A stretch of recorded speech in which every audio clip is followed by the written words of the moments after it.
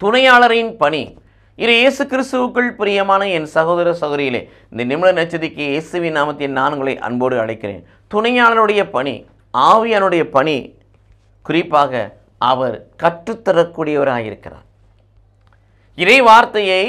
இறைவார்த்தையை போதிக்கப்படுகிற இறைவார்த்தையை கற்றுக் கொடுக்கக்கூடியவராயிருக்கிறார். இரண்டாவது, பெற்றுத்தரக்கூடியவராயிருக்கிறார். கற்றுத்தருவர் மட்டுமல்ல, பெற்றுத்தருபவரும் ஆவியானவரை.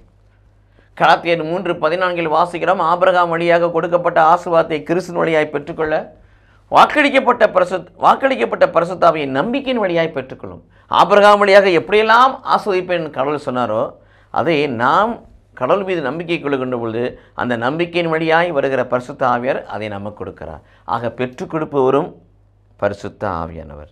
அது மட்டுமல்ல பிரியமானவர்களே, கற்றுக் கொடுப்பவர் மட்டுமல்ல, பெற்றுக் கொடுப்பவர் மட்டுமல்ல, தொடர்ந்து ஆண்டவர் சொன்னதையெல்லாம் நினைவூட்டுவர் அவர்.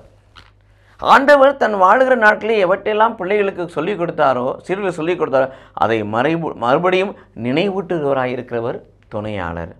எல்லாவற்றும் மேலாக யோவான் 16:13 வாசிப்பது போல நிறை வாழ்வை நோக்கி, நிறை உண்மை நோக்கி நம்மை வழி நடத்தக்கூடியவர் துணையாளராகிய தூய ஆவியானவர்.